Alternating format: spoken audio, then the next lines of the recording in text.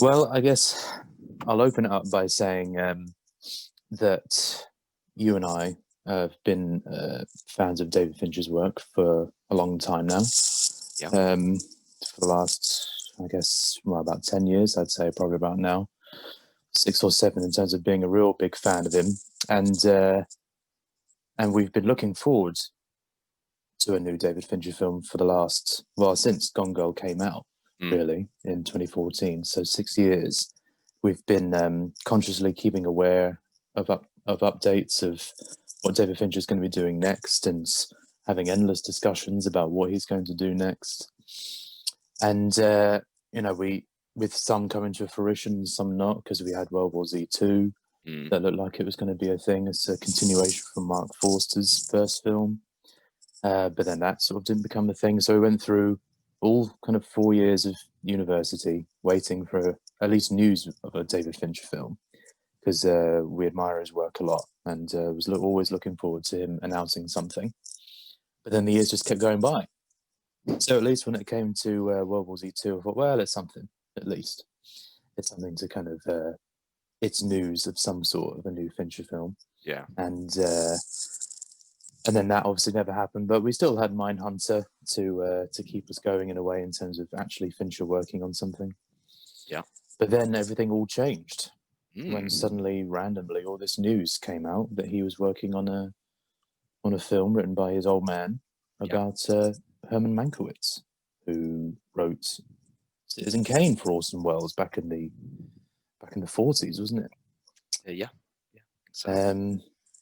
So because of that, if I look back on it now, because I was very excited, obviously, the fact that, okay, finally, there's confirmation that David Fincher is actually working on a new film. But when I think of it now, I think the majority of that excitement was just David Fincher is making a new film. Yeah. If Yeah. I'm really being honest, I don't think there wasn't as much excitement with the fact that, oh, it's about the writer of Citizen Kane. That's really interesting. Sure. Yeah. That was second nature for me. Like when Gone Girl was building up to release, it was an excitement for a Fincher film, but it was also excitement for Gone Girl. Um, I mean, obviously, we've had the luxury with both. We watched Citizen Kane before Mank, and when Gone Girl was in its production in the summer, um, before it came out, I then read Gone Girl, so I'd already had that kind of excitement for the novel, uh, and therefore the excitement for the film. But it wasn't there with this one. Like I know it sounds crazy considering how much Fincher fans we are, but I didn't really give a shit about the material beforehand. I was just like, okay, fine. It's about this Mank guy. Or at least I didn't really admit to myself that I Mm. wasn't overly keen. I'm like, imagine on the surface, I was like, oh, okay, cool, yeah, the writer of Citizen Kane. Yeah, But yeah, I don't know how much of that was, I don't want to say genuine, because I don't want to come off like I was kind of being disingenuine. But I mean, there was an interesting factor to it, because with the fact that he was doing this story, the fact that, is another, you know, love letter to old Hollywood, and that, which there's been quite a few of recently, with, yeah. the Coens' Hell Caesar, and with Rules Don't Apply, that La La Land, La La The Land, Artist. The Artist. Yeah, so there was a bit of a fad for that at that time. So initially, my first reaction was, well, most of those films were good, and I do like that kind of storytelling anyway about old Hollywood. Yeah, And if David Fincher's going to do it, it's probably going to look really, really cool. He'll probably be able to tell a really good story about it. And if his dad's written it, mm. then there's that kind of paternal writing behind it, with David Fincher directing it. I thought that could be cool, and with Gary Oldman in it, that was always going to be a plus. Yeah, With Gary Oldman working with any big name director, I mean, he's great all the time, but when he's yeah, working with an acclaimed director, it's going to be really good straight away. exactly. But at the same time, like I do think now that my excitement for the fact it was just a new David Fincher film did supersede what the story actually was, Yeah, or what it ended up being, I guess. yeah, Um, yeah, and I don't know how much of that is also rooted in the fact that at that time we hadn't watched Citizen Kane yet. We hadn't watched it at that time. And then I had to also think about that too. I thought, well, should it be important that you know, having seen Citizen Kane, would that have been important? Would that have factored into the, getting into Mank? And I thought, well, I guess not really, because the film that was coming to mind was that film Trumbo with Bryan Cranston. Sure, it was quite similar, wasn't it? Thematically, And of just struggling writer and. but the point being is that I didn't really know anything about Dalton Trumbo. I didn't really know anything about the ins and outs of when he was a writer with, blacklisting and all that, but I still was able to really enjoy it. The same with, biopics about all sorts of people. Another example I thought was I, Tonya. Like, I know nothing about figure skating. I know nothing about Tonya Harding and her life, but it ended up being, one of the best films of 2017. So it's almost like you don't need to be a fan or necessarily well, you interested shouldn't really, should you? Like the key to a biopic is you shouldn't have to know the subject matter before you watch it. I'm not saying biopics have to be educational, but the best biopics are like they tell compelling stories, but more importantly, they what's the word? Illuminate. They illuminate parts of the world or general knowledge or history or culture or whatever for people that don't know it already. As you say, we know nothing about figure skating. We know nothing about Tonya Harding. I never even heard about Tonya Harding before. No, never heard of her. No, my parents had heard of her in passing, like maybe she was on the news once on BBC back in the bloody 80s or whatever. It was like, oh, there's a figure skater, and she did this and this and this, and that was it. But it doesn't really matter. My problem is I feel you probably wouldn't enjoy Mank as much if you didn't watch Citizen Kane.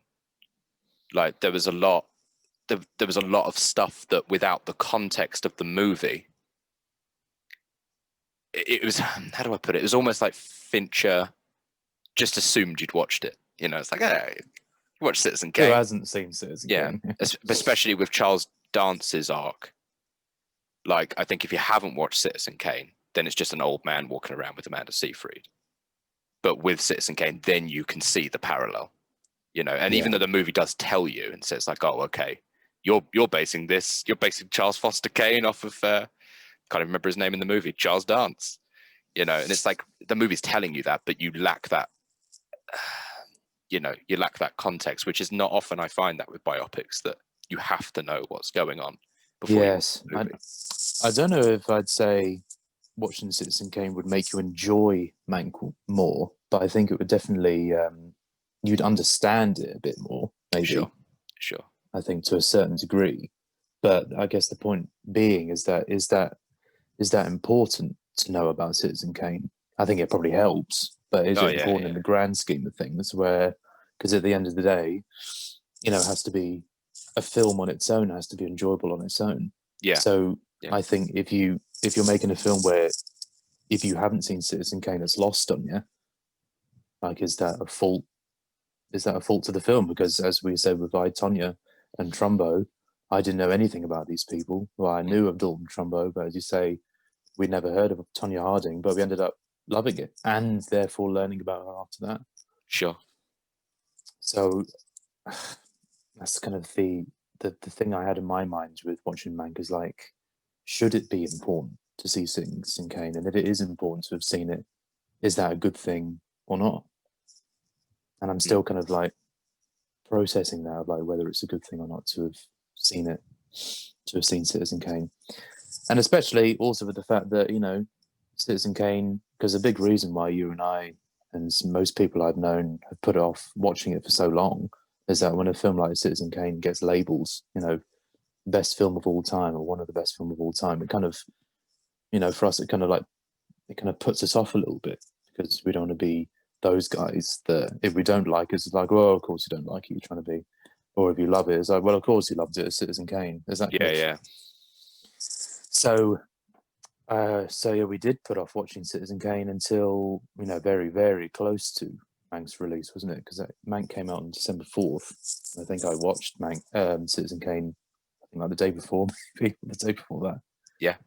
And I think it did help in a way in terms of like it's more kind of technical reasons more than story reasons, because obviously Herman Mankiewicz isn't in Citizen Kane, so he's still going to be a brand new character. But it was more technical reasons why it's probably useful to watch Citizen Kane before Mank, because you can see things that David Fincher did in Mank. It's like, oh, that's because Orson Welles did it in Citizen Kane with the constant fade-ins and fade-outs, which was like rampant in Citizen Kane. Like every scene faded in and faded out, and there was a lot of that I noticed in Mank, and I thought, well, I guess he's doing that because it's a Citizen Kane story. Yeah, I think. Did you? Yeah, I think so. That? Yeah, I think there was a lot of times throughout it where like deliberately in the editing or cinematography or whatever. I don't want to say emulation because I really don't want to sound like I'm slagging off Fincher because Well, we'll get to that in a bit. But there was a lot of paying homage, I guess, to the style of Citizen Kane, of let's just say the fade-ins, the fade-outs, the choice of shots, kind of like almost like a companion piece to Kane. Where I guess you could essentially watch Citizen Kane then Mank straight afterwards in a little double barrel in a day type thing. I think so. Yeah, almost like a giant behind the scenes, but obviously fictional. Mm-hmm. Yeah, that's true. So I guess to kick it off, we're talking about Mank. Is we'll talk about the overall. It's like overall, did you enjoy Mank? I did enjoy Mank.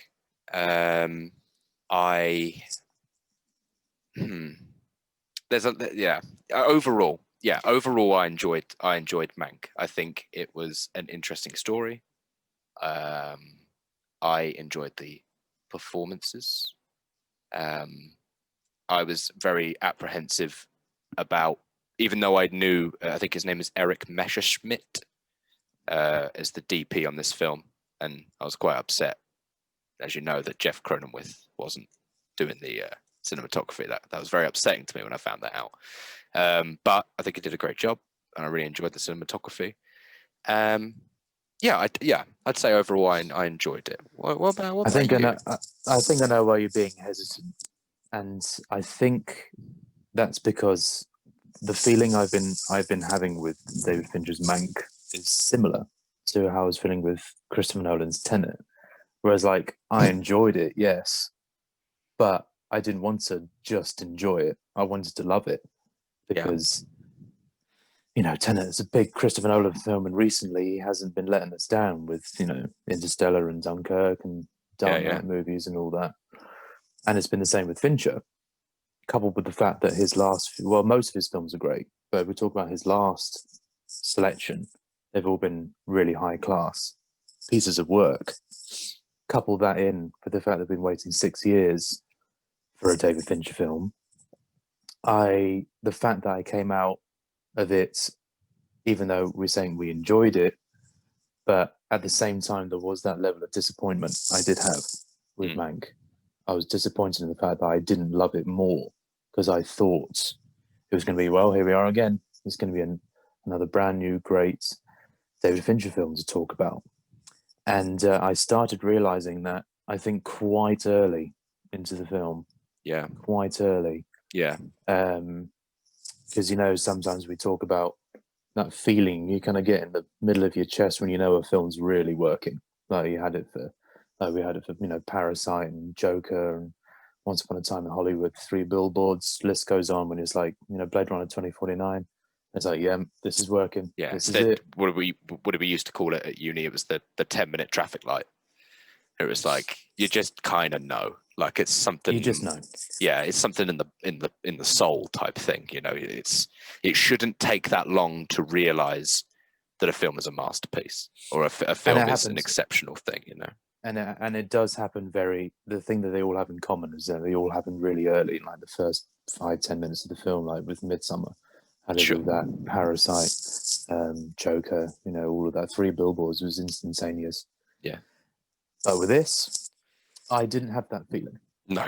Like 5 minutes went by, 15 minutes went by, 25 minutes went by, and I was like, I was really trying.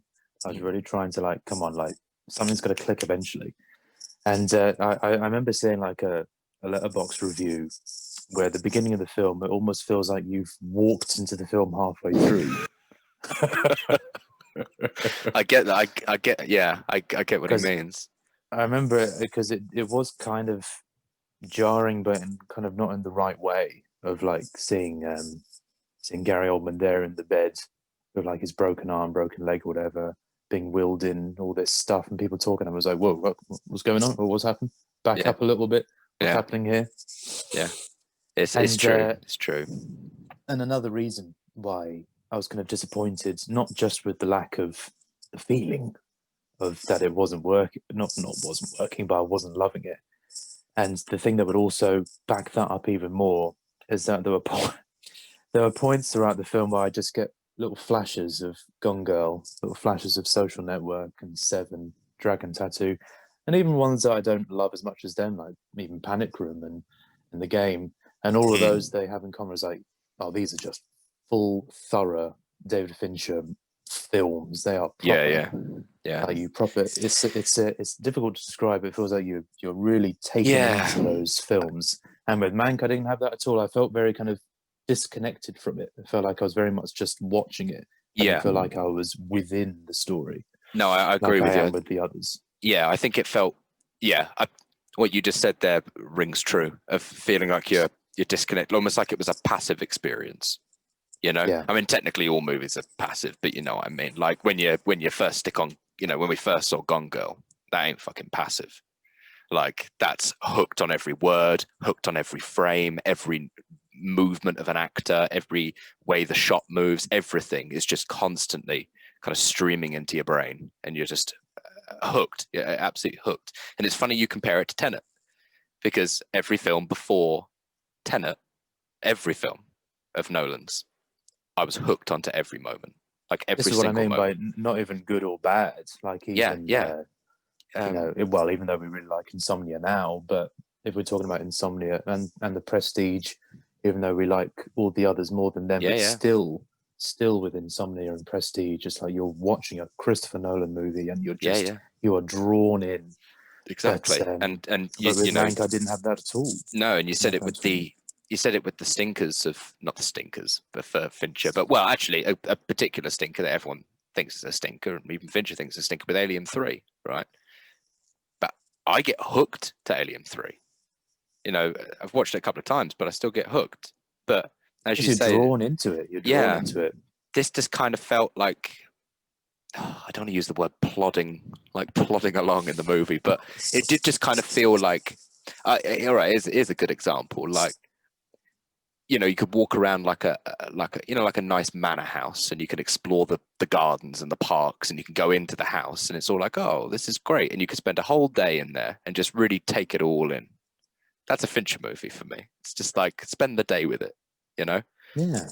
Mank was like a really good roller coaster ride, but not loop de loops and all that stuff. Just a really fun, just straight line. We're just kind of going through the things you would have seen in the Manor House, but it just kind of flows by because it's all on the rails. It's just kind of going along, and you're sitting down and you're just waiting for the ride to finish. You know, Yeah. just a simple roller coaster is probably more like a train ride. One direction, one place. You see things go by, but you're not involving yourself with them. You're not absorbing Yeah. what's going past you when you're in the train, and then you just arrive at the destination and the movie ends, which is another thing I'm sure we'll get to as the ending of the movie. But I don't want that in a Fincher film. No. I want the hook. I want to Yeah. be immersed in everything that's going on. And it was good. But It just wasn't there. this is why I say I felt like it was a very kind of I was watching the film in a very external point of view because I Mm, wasn't drawn into that, which kind of think goes into what you were saying, where I felt like you were just kind of witnessing what was going on, you were observing what was going on. yeah, Whereas you could take something like, I don't know, well, just any of them really. This is the point being. It's like with if you take like Social Network and Gone Girl, it feels like you've really gone through that with Nick and Amy. You feel like you've really gone through that with Martin Zuckerberg. When you come to the end, you think, whew, like you yeah, feel like you've almost gone through it with them. Yeah. But with Mank, like when it finished, I was like, okay, that was that then, because I Yeah. just felt like it was it was like the equivalent of just like it was the equivalent of like kind of listening, like eavesdropping, like a really interesting conversation, but it's got nothing to do with you. Yeah. Like you're just going, okay, Yeah. and then they go away, and then it's over. You don't feel any different. You're hearing You about think, oh, someone no, else's journey, and you haven't been yeah, on the journey. yeah, and that was Um, kind of the overall kind of impression I was getting while watching Mank, and I was trying to like work it all out in my head of like, is this because I'm not seeing it in a cinema, or which I've had with in the past with Fincher, but I thought no, because obviously the first time I saw Seven, Fight Club, and all the rest of the yeah. other Yeah. stuff was on a TV, and that was no different, no different. I was still drawn into it, Exactly. so I thought, well, it's not that, and I thought, well, is it because like I'm just not that clued up or interested in the context behind the scenes of Citizen Kane and Herman Mankiewicz, but then everything we've just said about Tonya Harding and Dalton Trumbo and all these kind of like band biopics. So I thought, yeah, we still get really invested into them, whether we're a fan or not. Yeah. Yeah. So I thought, okay, it's not that either. And so at the No. end, I thought maybe it's just because I'm just not feeling it. And as the days sort of went on, I was sort of seeing the kind of the unconscious signs where I thought, well, I haven't watched it again, which you would have thought with Yeah. like a big film with like one of our favorite directors. We were like, well, I can't wait to see that again, even if it wasn't, a 10 out of 10. You just want to see it again, just to really make sure, just to really have a that confirmation in your mind of that true opinion you have on it. Because the first time is the first time anyway. Of course. But then the second multiple viewings is when you get that true sense of what the film is and how you feel about it. Yeah. And still to this day, like what, 3.5 weeks later, 3 weeks later, whatever, and I've not seen it again, and I haven't really felt any desire to see it again. Yeah. And And that's what is it's the kind odd. of that's the worst thing about it is that Yeah. I'm Yeah. feeling this for a David Fincher film, and then you sort of get all the flashes back, like the last kind of 6 years or whatever, talking about Fincher this, Fincher that, Yeah. new film this, new film that, and one finally comes out, and it kind of left me a bit Yeah. underwhelmed. Yeah. Because I can't put it down to being on like a hype train or nothing, because we were waiting for a movie for 6 years. We didn't find out he was doing Mank until last year. Yeah, it all of a sudden became quite, oh, now this is happening. Yeah. Yeah. And it was just a sudden torrent. It was like, oh, he's working on his dad's script. Oh, Yeah. it's also in black and white. It's got Trent Reznor and Atticus Ross. It's got Gary Oldman. It's got Amanda. It was just torrents of information, which obviously at the time we were like, this is the best thing ever because we waited 6 years. Yeah. But yeah, no, it's very strange to be talking about it like this. Mm-hmm. Yeah, that's my main thing. Is it's thrown me. Particularly this year being a very awful year for movies. Yeah. And the two films I was most excited about ended up being real like outliers to the normal director's repertoire. Yeah. Like, as you it say, definitely doesn't. Tenet is a problem, help. and Yeah. Mank is now a good problem, but something, as you said, there's a lot to it, but something just overall it just doesn't sit as comfortably with me as I wanted it to. Well, it's a problem because of the fact it's David Fincher and it's his first new film in 6 years. It was a problem that I didn't think we were going to have, and I say problem like it's only really kind of I guess a personal problem more than anything, because I'm sure people loved Mank and people loved Tenet, but from our point of view, I guess the overall feeling I was having was disappointment, because I wanted to love it, and not even just wanted, I was expecting to.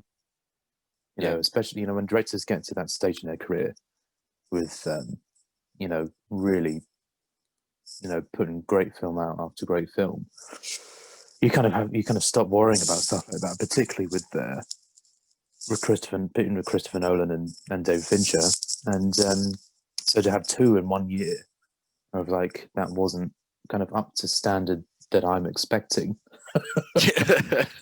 then it kind of it does kind of make you feel a bit about it.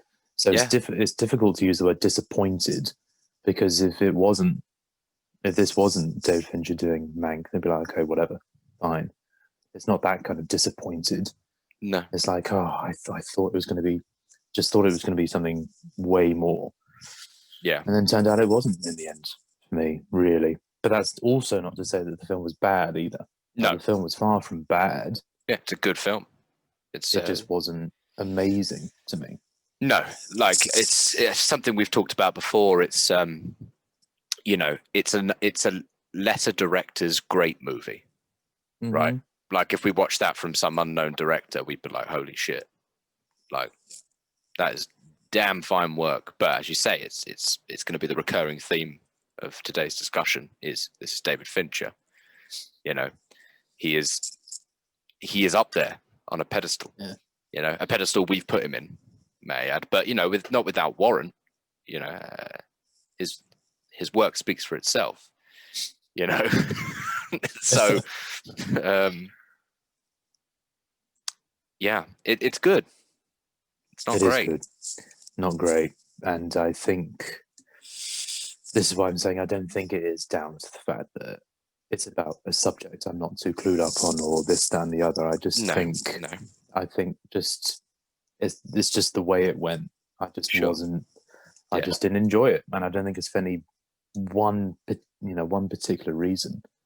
Sometimes a film just doesn't grab me. You know, if you think about like past films with big directors, you know, take people like, you know, like Ridley Scott and Scorsese and all that. Like they've got plenty where like they're good, but you know it's just not going to get any further than that. Like if you take Ridley's Body of Lies or something, or Scorsese's like Hugo, like we like them, they're good, but it's not going to progress. Like I'm not going to suddenly think, oh my god, it's suddenly 10 out of 10. No, and you know that's all right with thinking that. Some films just stay as they are, they're really good, and that's it. Yeah. And I think this wouldn't be an issue if it was just a regular release pattern for Fincher. Like, I don't think we'd feel like this if, you know, Gone Girl come out in 2014, and then he'd put out another film in, let's go, you know, conservative, say 2017, he puts out another film, and then he puts out Mank. It wouldn't be so much of a big,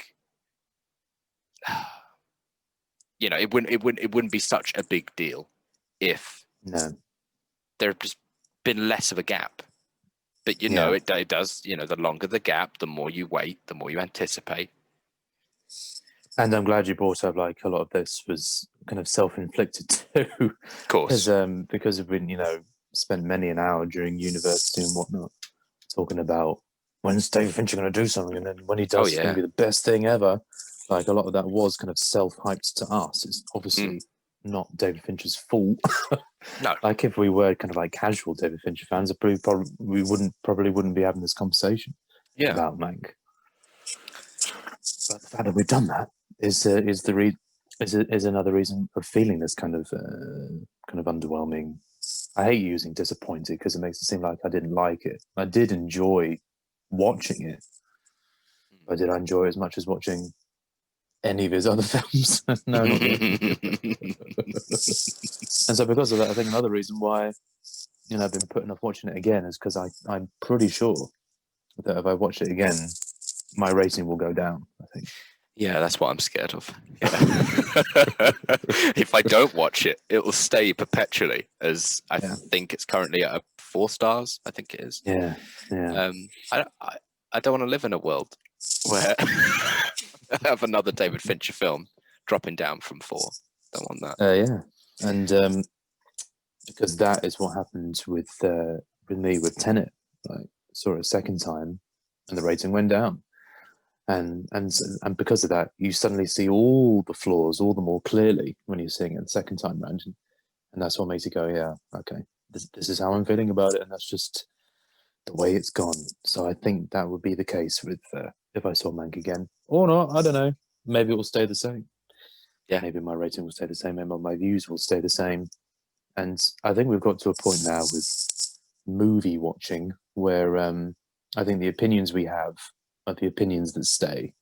I think we've gone past the stage now where, you know, we watch something again in time. It was like, oh my god, what was I thinking?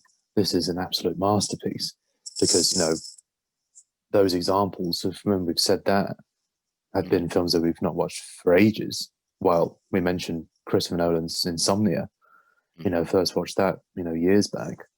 So obviously now we'll have a completely brand new opinion on it. Yeah.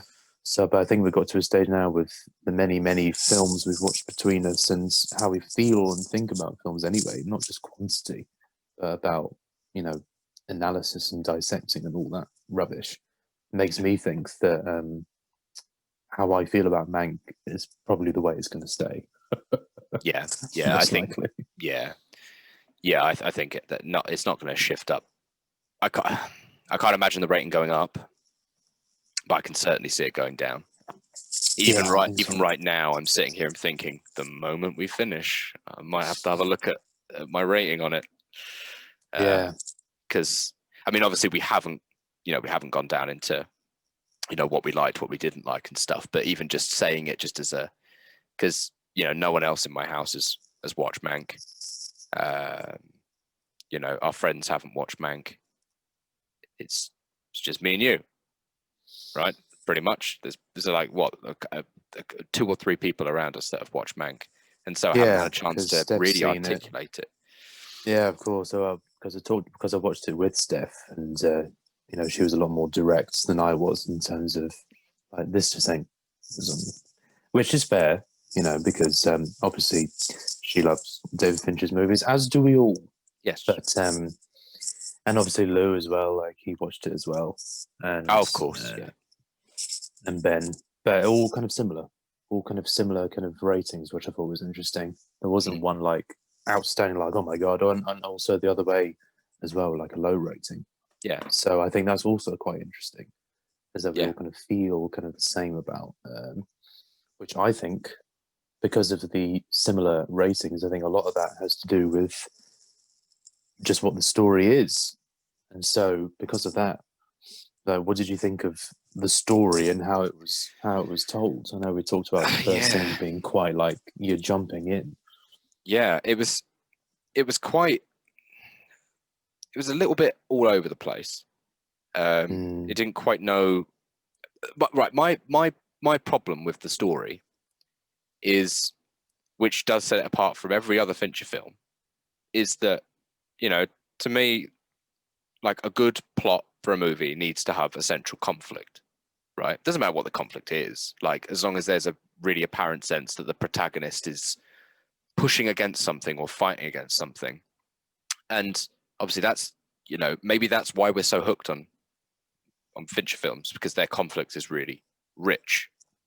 It's Social Network, the conflict is, he's got multiple lawsuits coming at him, and he's obviously, technically the conflict is creating Facebook, and so you get hooked into that. But with Mank, it just didn't really feel like there was a conflict. He just kind of walked through the world, he did things, and everyone was like, oh, hey, Mank. And he's like, I'm going to be writing soon. And they're like, okay. And it's like, oh, you've got to write this in 60 days or something. But there was no sense of pressure. It was just because of all this back and forth, flashback, modern. I didn't feel like Mank was actually under stress to get this finished. And then it just magically cut to, oh, it's finished. I was like, oh, well, there was no conflict then. The only big conflict coming from, the bit with him and Charles Dance. But even then, that kind of came out of nowhere. It did, yeah. It was all pretty happy-clappy up until that point.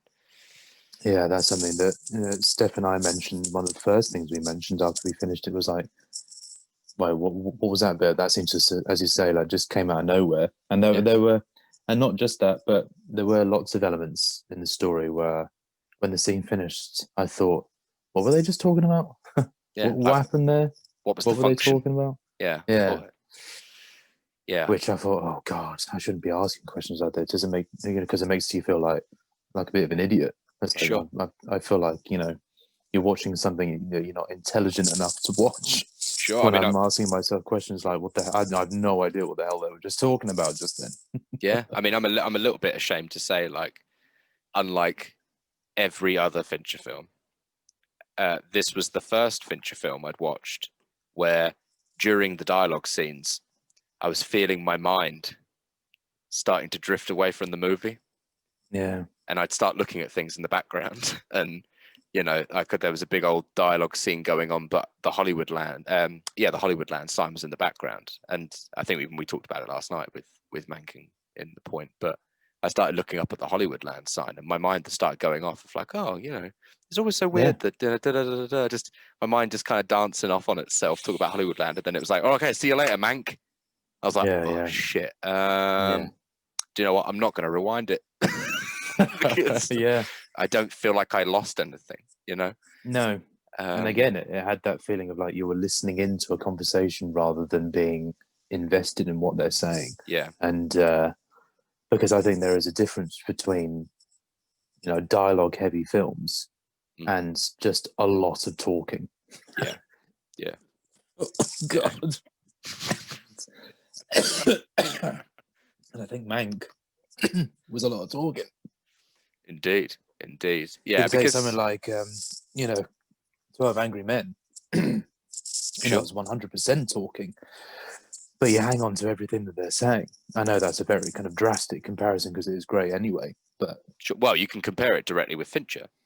The Social Network is written by a man that excels in dialogue, and what most of that movie is, everyone says like, oh, show don't tell.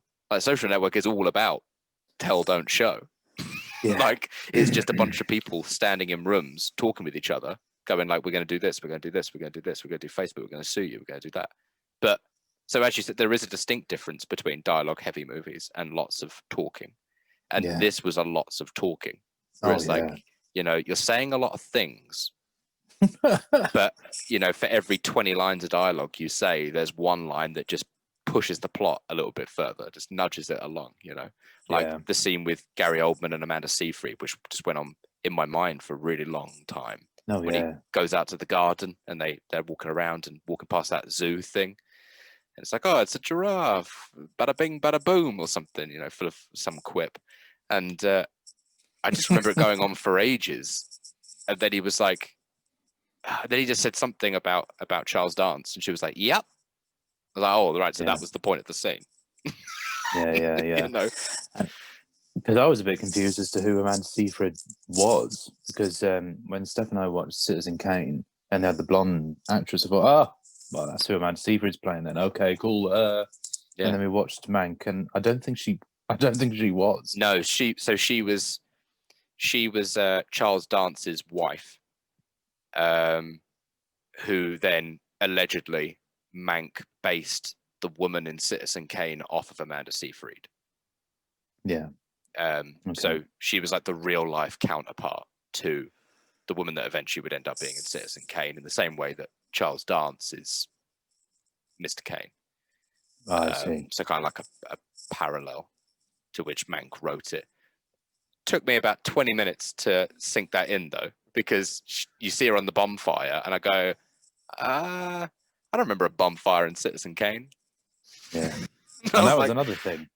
That was when you mentioned like being distracted by the Hollywood sign. Like that was another thing where I was just taking in what the hell was going on in this scene. Like standing on this massive pyre in this middle of the field, and the camera crew going by and all that. I was kind of just doing this, kind of like, oh, and then I realized, oh God, I haven't been paying attention. What are they talking about? How does Mank know each other? Why is he just wandering on the set like that? I guess it's fine. That's just what they did in the 40s. Because hey, it's Mank. Everyone knows Mank. Hey, Mank. I mean, so story-wise, look, I guess it's kind of an interesting story. I think it's frustrating that it's a story that isn't as interesting as Citizen Kane. Yeah. But it's about the man who wrote Citizen Kane. And I know some people may say that's the point, right? That life isn't all exciting all the time, but it is a movie in black and white. Yeah.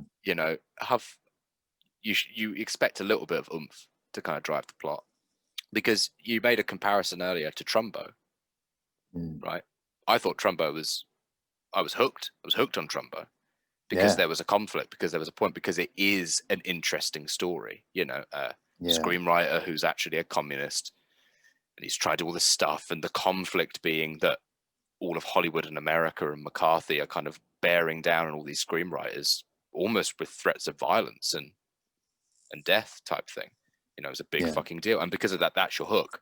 That's what keeps you excited of going like, can Trumbo get away with this without being thrown in some kind of, you know, anti-American camp? But Mank didn't have really a problem.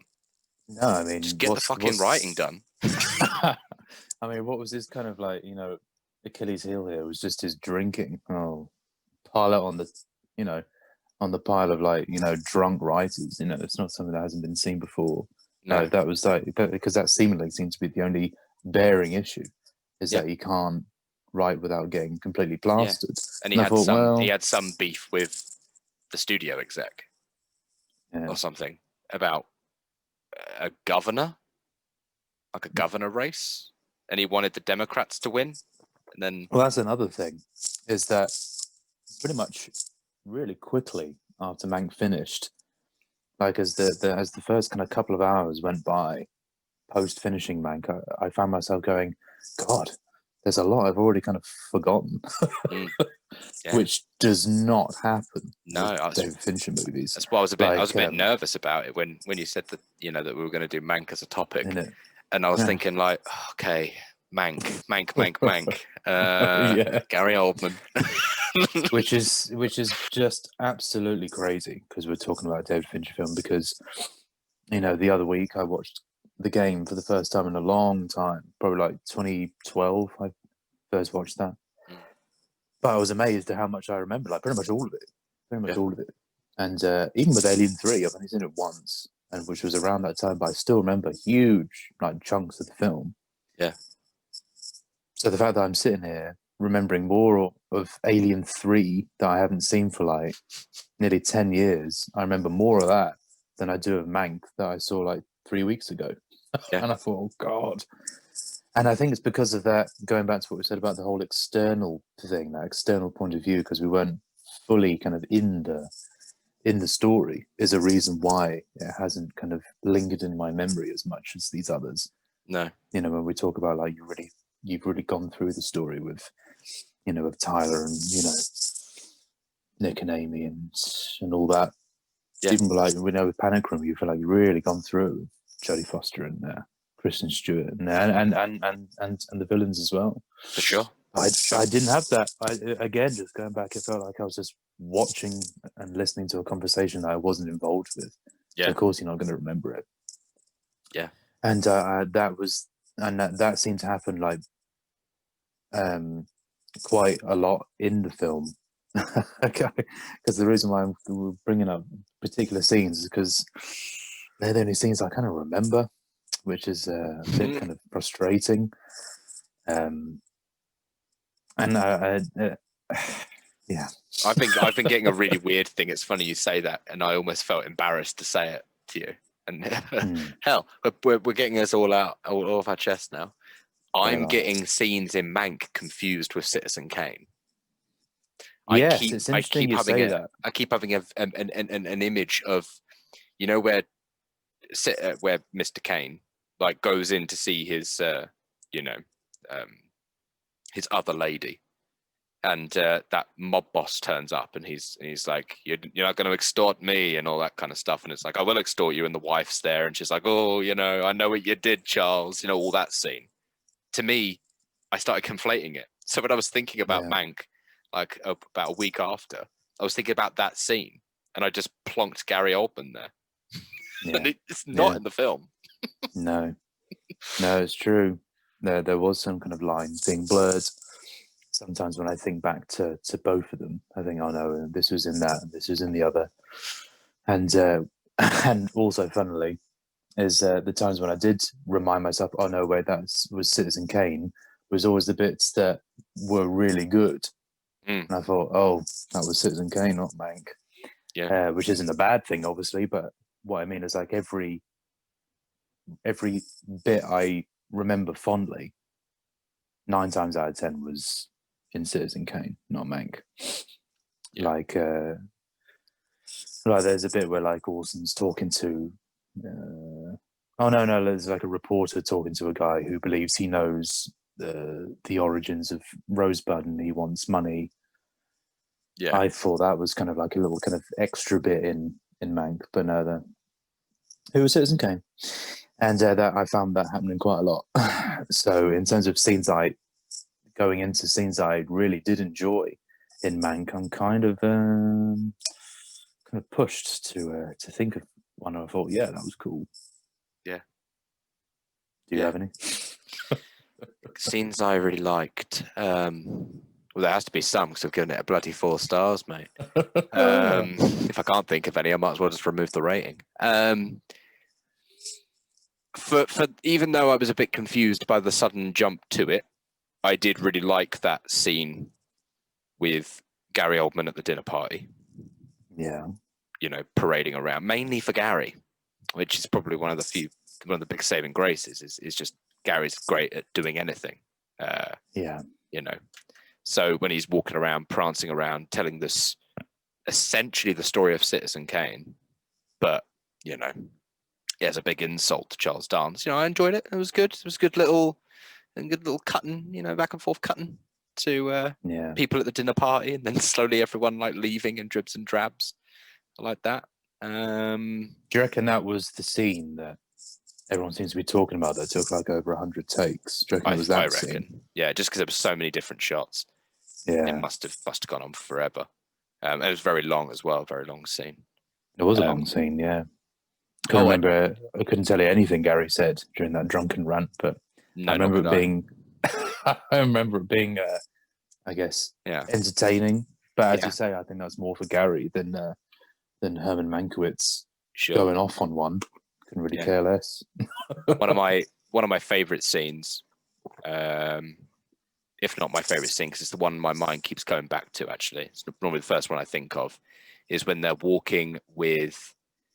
I can't remember his name. It's like Mr. Mayer or something like that from MGM.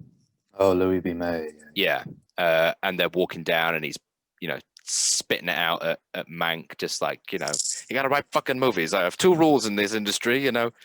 Da, da, da, da, da. And he's doing all that kind of cutthroat walk and talk, Sorkin-esque type thing. Yeah, I just remembered. Yeah, he's going for like the rules of Hollywood or something. It's like the first rule is, you know, don't talk about Hollywood or something. I don't know. And then he got to and he was proper fast talking, proper smooth, proper, you know, what do you see? What do you know? What do you do? Yeah. And then he walked into the auditorium with all the people and was like, we're going to have to cut your salary. Oh, God, sorry. Yeah. You know, and he probably that was my favorite scene. Yeah. And then he just walks back off again and gives a little look to Mank and then walks out the door. And I thought that was, if the whole movie was like that, now we're talking. You know, now we've got ourselves a 4.5, 5-star movie. Yes.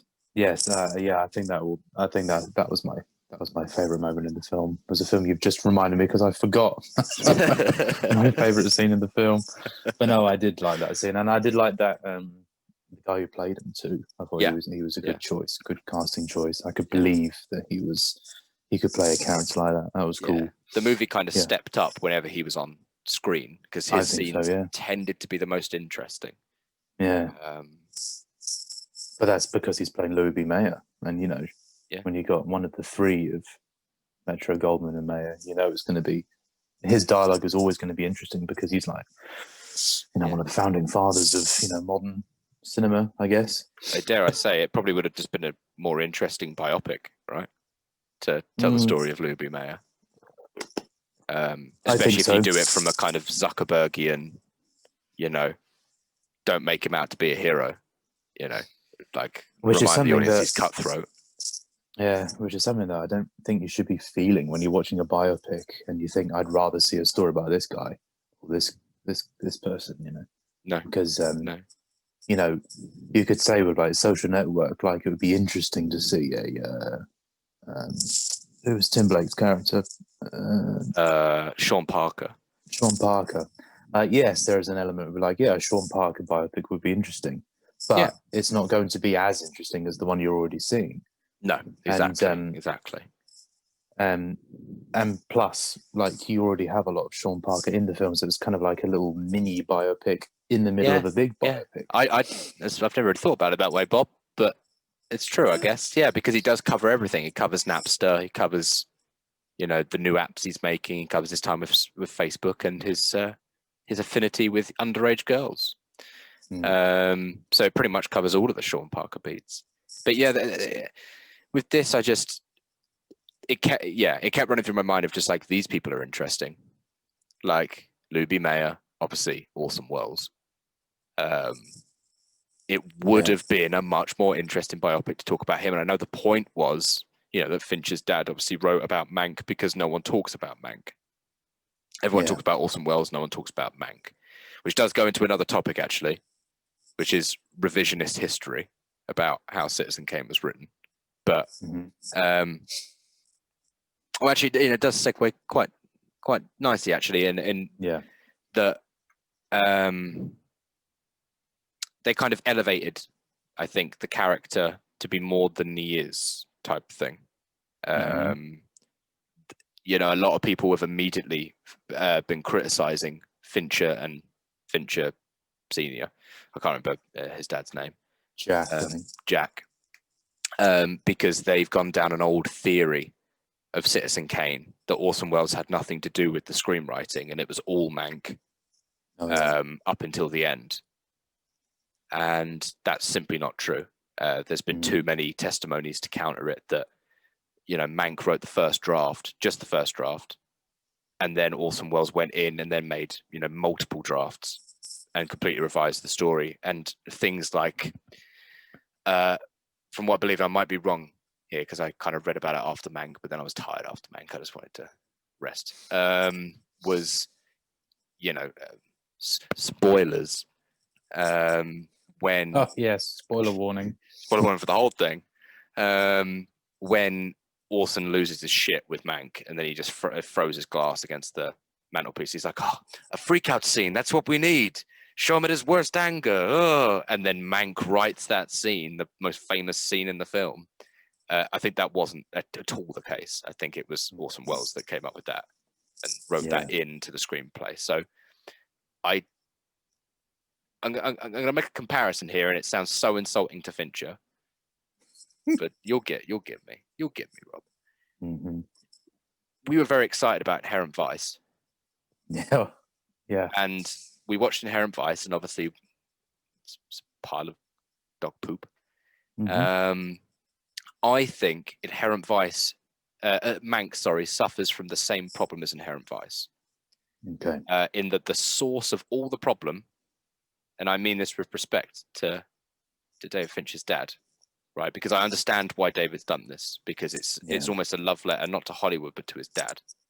Yes. Just finally getting a screenplay that his dad made, putting it on the big screen. And, you know, that's a hell of an achievement. It's a great way to honor your father. The problem is he probably didn't do any screenplay tweaks. Judging from the writing credit was solely Jack Fincher, as far as I can remember. Yeah. To me, it showed me that Fincher just shot the script as was. You know? Yes, which is the same problem that PTA had with writing the Thomas Pynchon adaptation, but not changing anything. You know, not one line of dialogue changed. Yeah. And you can tell because it was a big, muddled, incoherent mess, right? And this isn't a big, muddled, incoherent mess, but it needs tightening and it needs refining. And I'm sure Jack Fincher went through many drafts of it. But what it needed now was the modern touch. It needed contemporary. It needed Fincher, right? It needed David Fincher's hand, not Jack Fincher's hand. Yeah. You know, even this if is David something that he wrote 25 years ago, wasn't it? Exactly, So it was a 25-year-old script. Yeah, and the Hollywood, you know, it's changed a lot in 25 years. The way we make movies is different in 25 years. You know, you've got your Umbrella T-shirt on. We've been talking about Resident Evil the last few days. They make movies differently to how they did, like 10 years ago. Oh yeah, is different to how we make movies now. Yeah. So a 25-year-old script about a movie about a screenwriter from the 40s and a movie made in the 40s that's already outdated to the modern period. It's not going to feel right, and I just don't know. I don't know why. Well, I know why, but I think David Fincher needed to seek counsel. You know, seek someone to come in and just look through the script with him, even if it was. Doesn't have to be someone huge. Doesn't have to be Sorkin, but I'm sure Sorkin would have done it. Like if David just picked up the phone and said, "Hey, Aaron, can you come round to my pool house? Yeah. Can you look through the script?" I'm sure Aaron would have done it. He probably would have even done it ghost. Yeah, I think so. Because Aaron Sorkin's had a long reputation of doing things and doing little rewrites, but saying, "Don't bother crediting me. It's fine. Just take the tweaks and good luck with the movie." Because a lot of the problems with because the acting's fine, like the acting's good, the cinematography is really good, the set design is great, all the bells and whistles of the movie work very well. The problem is something we keep going back to is the plot and the structure and the actual, not the acting of the characters, but the characterization of the script. And I hate to say it because it sounds so harsh, but I just think the script is at fault. Yes, I think so, because I get the impression, and this is really speculative, obviously, because I don't know for sure. Of course. But I get the impression that David Fincher didn't have any second opinion on the script. No. Because I think a lot of that was obviously rooted in like, well, it's my dad's, it's not changing. This was carved in stone when he was alive, and it's not changing. Yeah, I can imagine he got quite defensive over it, very protective, because it was written by a family member who's not here anymore. No. So I think his protectiveness and defensiveness over the story kind of superseded and clouded, like, I think the job at hand here, which was to make a movie, and it needs to be structured, it needs to be cleaned and polished. And I think he literally just like, okay, got the script, let's go. Yeah. Don't worry about anything. Yeah. And ultimately, I just think that's the movie's weak spot. That's the Achilles heel with this movie. I think so. Every time I think of the problem, it stems down to the script. And so the fact that we're saying that the story and the script is the main problem, is kind of the worst problem to have, because the story is the main thing. Yeah. Like, it's all very well, saying that, Gary's performance was great, and Amanda Seyfried and Charles Dance and the cinematography was nice, and Trent Atkins's score was nice, but who cares if the story ain't there? No. I wouldn't call it a weak point, but a quick bring up of Trent, because we're obviously very big fans of Trent and Atty, is this definitely wasn't their finest score. It was interesting. Yeah. But again, I think that's obviously mainly the fact that I haven't seen them. I haven't heard them do a score like this before. No. But then when I think about, okay, let's never mind the fact that they're usually industrially and Moog and all that. Yeah. Take that all away and just see it for the score that it is. Can I bring any of it to mind right now? No, I can't. No. There's nothing of iconicity. I can't remember any particular pieces. No, I can't. No, not at all. Which is, something that I've now only kind of realised, really, because obviously, went into the film knowing that Trent and Atticus did it and was listening out. And there were pieces that were nice to listen to, sure, but didn't, would have been any different if anyone else did it? No, probably not. I don't know. No. But yeah, ultimately, I guess it's is a case of I liked everything else, but yes, story and structure is our problem, I think. Yes, which is just so happens to be the main problem. Yes, like for any film. Like, the big reason why films falter and whatnot is all down to the story. At the end of the day, it's the nucleus. It's the reason you made the movie. Of course, yeah. It's all very well. Things looking nice and sounding nice. Yeah. Well, and that's a big thing with Terrence Malick's movies, obviously. Yeah, sure, they look amazing. Like, everything's amazing, but if there's no story, then you're just watching some images, and that's it. Yeah. And I wouldn't put Mank in that category like that severely, but I think that is the overall reason why I haven't watched it since. No, it's because I didn't get into the story. I didn't really know what the story was, and I wasn't coming from like it wasn't like I wasn't paying attention or I wasn't this, wasn't that. I was fully ready to see David Fincher's Mank. Like I'd seen Citizen Kane. I was all like, no distractions, just let's watch it. Yeah. So it wasn't a case of like, oh, I didn't get it because it was like I was on my phone or I wasn't paying attention. Like I was fully in it, but Yeah. just it didn't really stir anything in me, No. and still hasn't, and still doesn't. Hence why I haven't seen it since. No. I agree with you, Bob. Agree with you. It hurts me to say it, but I agree with you. Yes, so that's what I mean by this feeling of disappointment, is that it's not pleasant to feel this about David Fincher. And in the same way, it didn't feel nice talking about this with Christopher Nolan's Tenet. Nope. Let's hope we don't have to talk about this with Denis Villeneuve's Dune. That'd be the real completion of the try. I will give up completely if we have the same conversation about Dune. I'll burn all my movies. And I think the closest comparison is Tenet, to be quite honest, because with Inherent Vice, Paul Thomas Anderson's Inherent Vice, that was just it just didn't work. Just a mess. It was just a mess.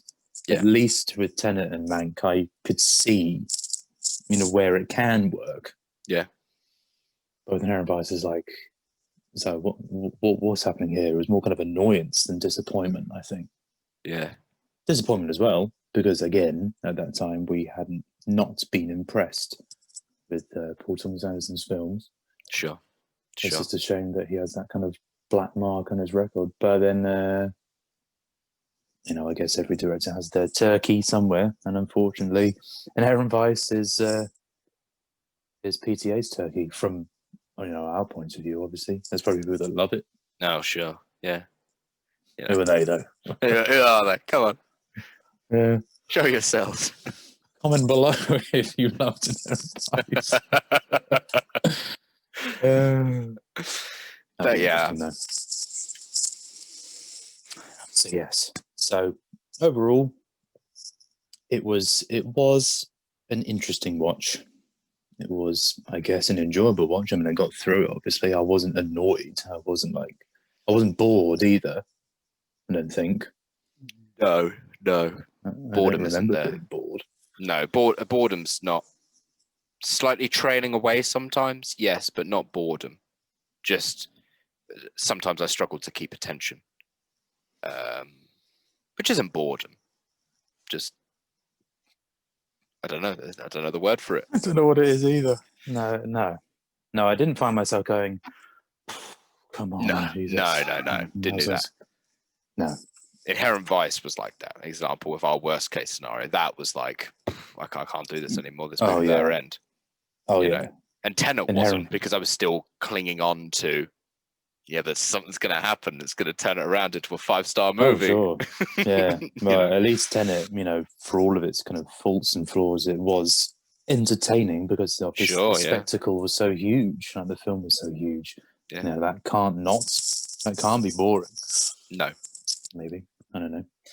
But, yes. So what do you think is going to happen? I know things are a little bit different now in terms of, with awards and things, but do you think Mank will be up for anything, maybe? Yes, I think so. I think Gary will probably get a nomination. I'd be shocked if he didn't.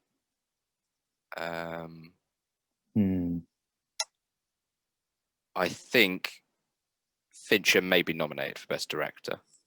Really? It's the love letter thing, right? It's the Hollywood thing. Hollywood loves Hollywood. And Hollywood loves, Orson Welles, and they'll love people like Mank and stuff like that. I think it could elevate him to a nomination. Not necessarily a win, but a nomination. I think it would be up for like 1 or 2. I mean, we were surprised with Gone Girl, though. We thought Gone Girl was going to be up for loads, and it was only up for like, 1? I think so. I don't know. I'll put it on the screen. But so I don't know. I mean, maybe. I mean, yes, I can very much see Gary being nominated for sure, because it seems like the Academy now really like Gary after all this time of being completely snubbed in things that he was way better in. Sure. and never got nominated.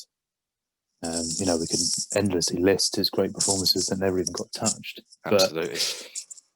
But now that he's got one for Darkest Hour, yeah, maybe he'll get nominated for this, and maybe a posthumous one for Jack Fincher. That would be kind of nice. Yeah. I guess.